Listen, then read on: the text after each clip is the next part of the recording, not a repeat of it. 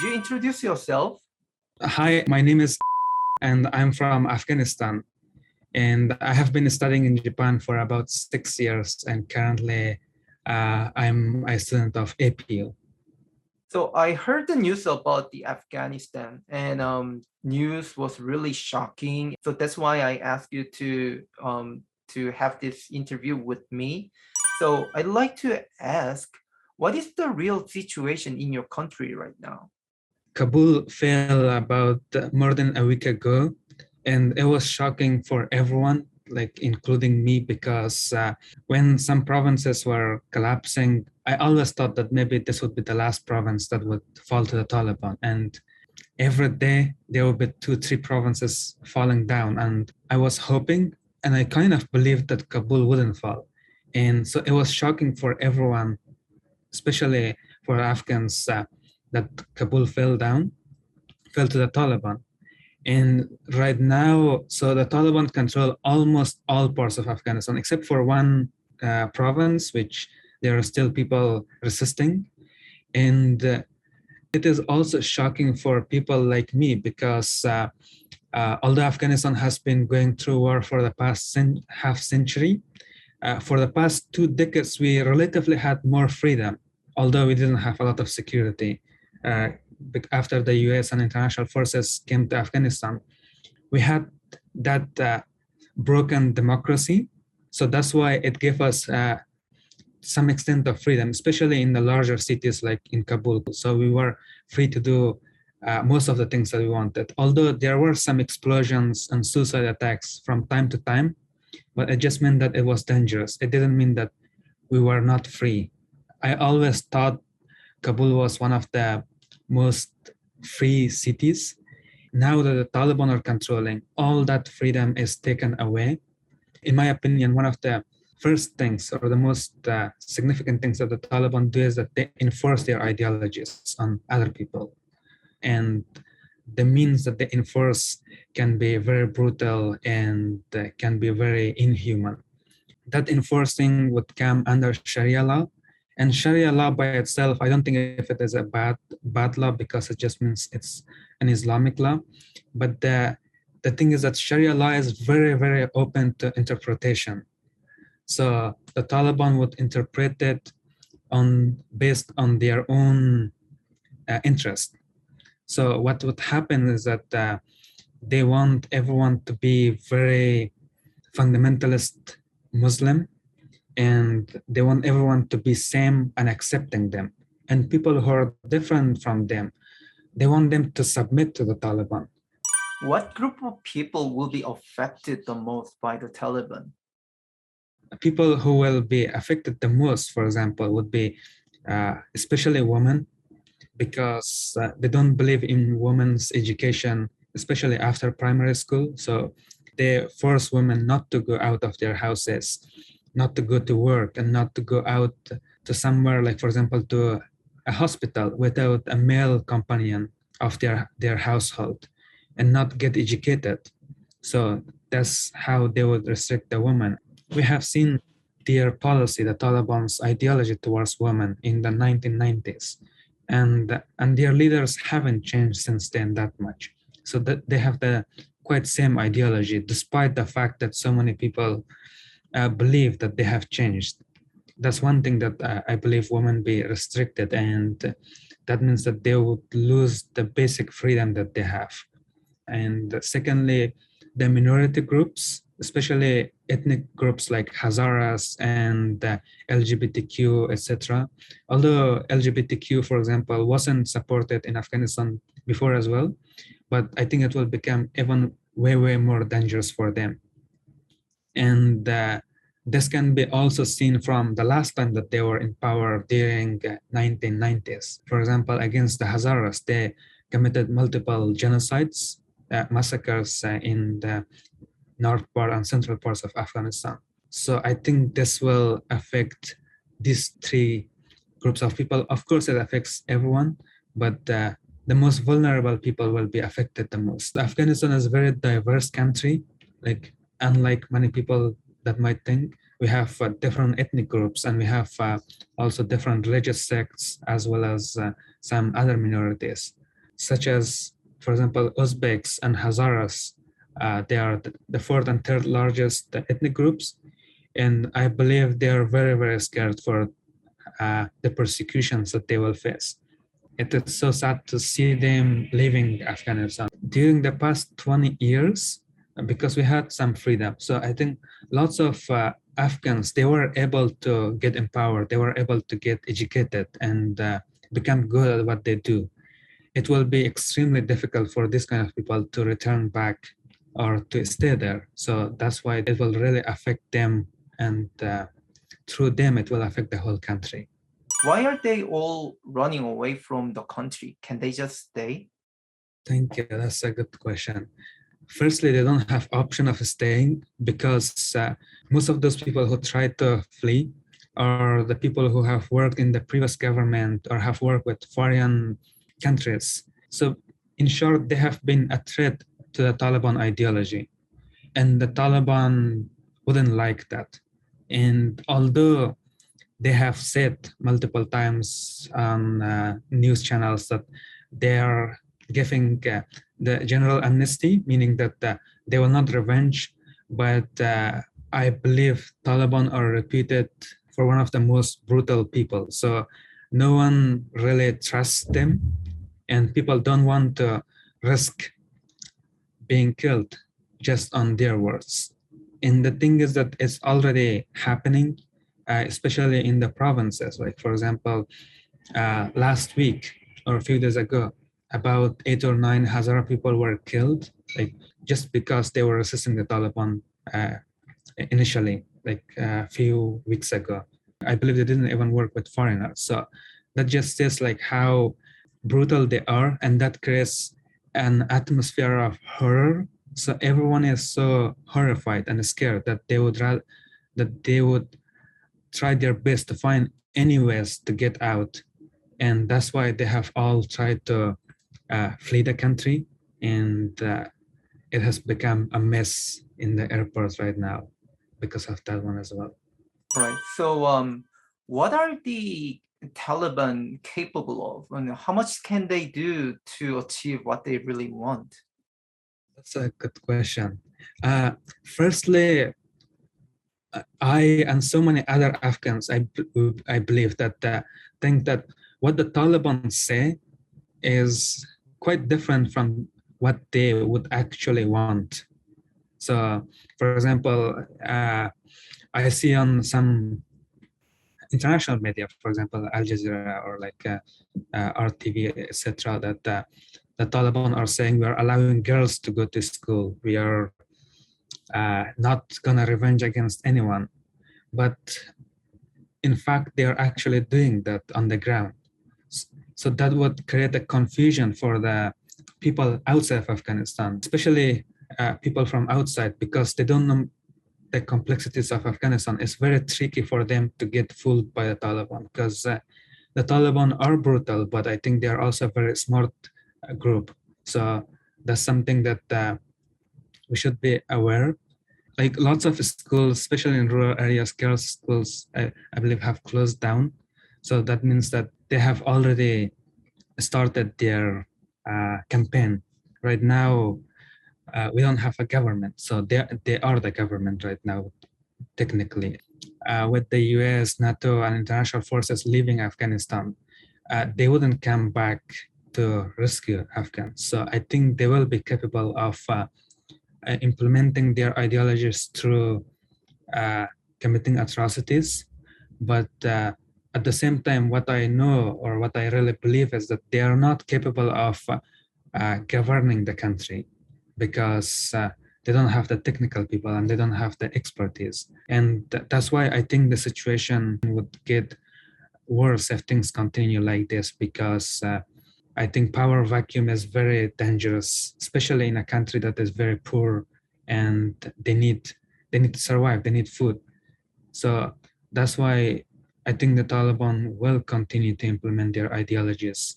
So how does your family feel about being in Kabul right now? Yeah, I'm in touch with my family quite often these days, and they are very scared. They have been really scared for my younger siblings, because they will be the ones who will get affected the most, because it's a very crucial time of their life, because they are just teenagers and their education will get disrupted, has already been disrupted.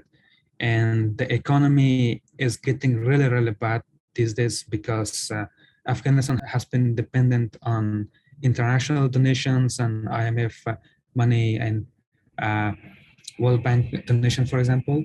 And right now, all those funds are frozen.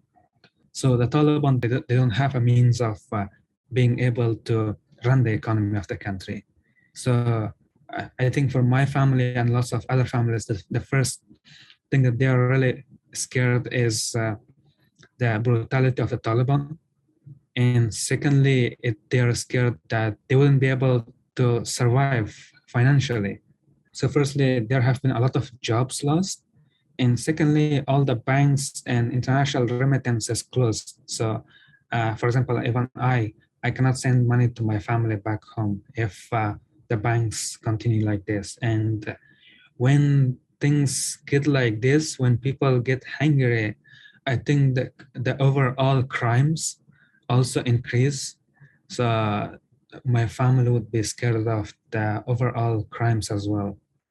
What is the most immediate problem for Afghanistan? I think the first one is the fear of being beaten or being killed by a Taliban. So that's the first uh, problem that everyone faces. And I think the second problem would be the financial problems, because the Taliban wouldn't be able to run the government. That means that lots of people have already lost their jobs, so they wouldn't be able to sustain them financially. And that would create more chaos and more disorder. So that there will be a humanitarian crisis.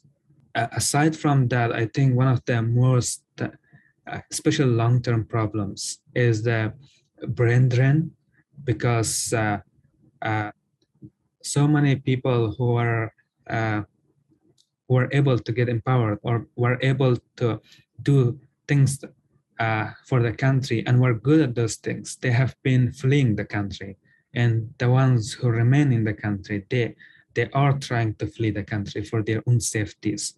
So unfortunately, only people who wouldn't be able to escape will be left in the country, and there will be a lot of them. But it will just mean that we won't have, we would have lost the best human capitals that we would have. And that would be disastrous in the long term as well, because we had a hope for the past 20 years that by investing in our education and by investing in our human capital, although things were moving slow, but things were at least moving to the right direction, and we had a little freedom. So that has been lost. How does it affect people like you, like Afghans who have been studying abroad, just like you? I believe the brain drain that I just said would be true for people like us as well. We do love our countries and we do want to go back and do something good for the people who are around us. But if the Taliban are there, I fear that most people cannot return back. And when they cannot return back, that means that they can't really contribute positively to Afghanistan. So that will be disastrous for both the Afghans and also for people like us, because we had planned to go back and we had planned to do something. For example, I was working on an education project, and because I really believed education was important. And I have been working with my team for quite a few years, and we had planned to start it very soon. But with the Taliban taking over, it doesn't seem a possibility, at least at the moment. So I think this is just like one example of how it has affected. It has affected many more people like me, and many more people who are trying to invest in Afghanistan and do businesses there. Well, I'd like to hear a little bit more about your project. So you are basically trying to build a school in your country. So what kind of process you had, and well, what's the situation about it right now? I came to APR, to my current university, around 4 years ago. because I'll graduate soon. After my first year, uh, I really believed and realized that a quality education could really be a solution, especially in the long term, for building more human capitals in the country so that they could change the situation. In Afghanistan, the cycle of violence and the cycle of war has always been going on. I think a good education could solve that. So that's why I really wanted to create a school where students could be really exposed to diverse ideas and to more quality curriculum and with the support of more caring teachers. And that would, I believe, would really help them to become open-minded leaders. And I think that's what we need in Afghanistan the most. So I was working on that with my team in Japan. Things were going all right. And although we knew that the situation is dangerous, so we were aware of that, but we never thought that the situation would be like this. And when the US decided to withdraw their forces, we kind of predicted that this might happen. But firstly, I was hoping that it wouldn't happen. And secondly, I never thought that the collapse would happen this fast. So even in that mindset, we were very shocked. So that's why our school, we didn't launch it physically yet because there was some uncertainties at that time, and right now the uncertainty is the maximum level. So that's why we are suspending our school for now, and we are trying to find other ways to do something with the education. And yeah, we won't give up on that. So I think a lot of students from Afghanistan who studied abroad are actually trying to contribute their community a lot, just like you have been doing. After you graduate, what are you going to do? Nothing is for sure yet because things happen very fast. But it seems that I will be still based in Japan for a while and trying to find out the best ways that we can support the education. I really believe education is the most important, especially in Afghanistan. And there must be ways that we can do. And that importance has increased right now because uh, a lot of schools are disrupted. A lot of schools have closed down. There is a very urgent need uh, for the education of the children as well, although there are also other urgent needs. Sometimes we tend to prioritize the needs. I strongly believe that, for example, food, shelter, and safety, they are very, very important. Of course, without them, we don't exist. But education, I think, is equally important because without that, that situation doesn't change in the long term. There is a lot of uncertainty, so I still don't know, but I'm trying to figure it out. What would be the long-term solution for this situation? This answer might sound cliche, but I still think that the long-term solution is education because I think education would really help people to become intellectually independent, so they can decide for themselves and not fall for the things that the Taliban say or, for example, their parents say. So if Afghans become educated, then they will be first able to think for themselves, and they will realize that they need to do something to change the situation. And secondly, they will be empowered to do something. So I think that's why education is so important. At the same time, the thing is that Afghanistan has a very large population of young people. Over half the population of our country is like teenagers or below teenagers. So that means that uh, they will be affected the most by the Taliban regime. That's one thing. And secondly, that they will be the ones who will determine the future of Afghanistan. And if they are educated well, then they can slowly and gradually change the situation to something better. Well, although it might take a lot of time from now on, but I really hope that that would be happening for your own country's sake. Thank you so much. Okay. Yes. So what can everyone do to help with this situation? Thank you so much for asking that.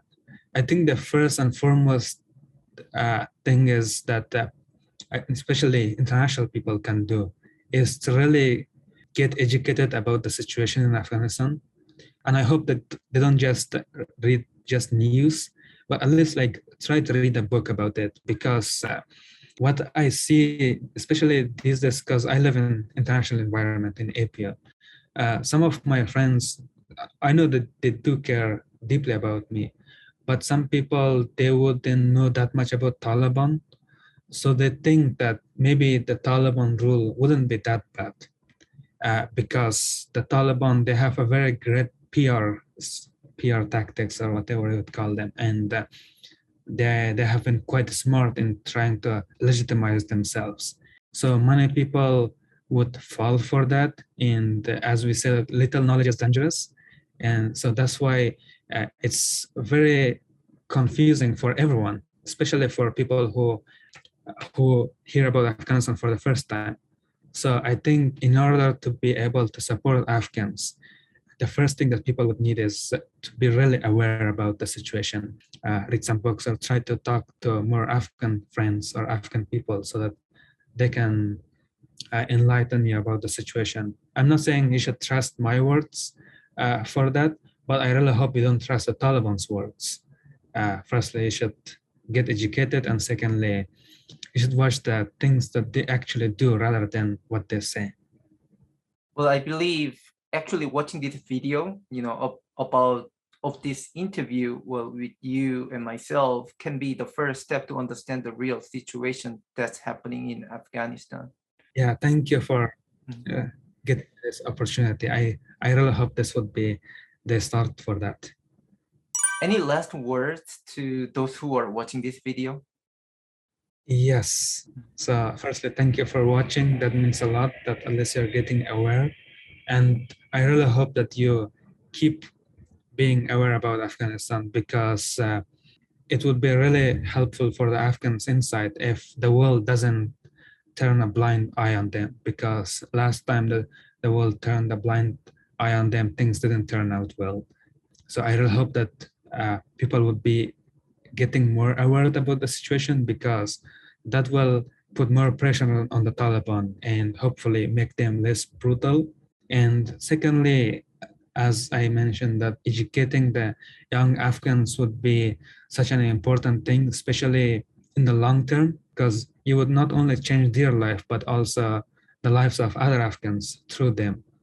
And I hope if you have a chance to support the education of an Afghan, whether high school or university or anything, you would do that. I hope for that, and I thank you for that. Okay, thank you so much for your time and your bravery to accept this interview. I hope a lot of people watching this video from the world can understand more about the situation, the real situation happening in Afghanistan. And I also hope that they could also come up with some ideas to solve this problem altogether with Afghanistan people. My prayers are with you and your family and your country. Thank you very much for your time. Thank you so much for having me. Thank you.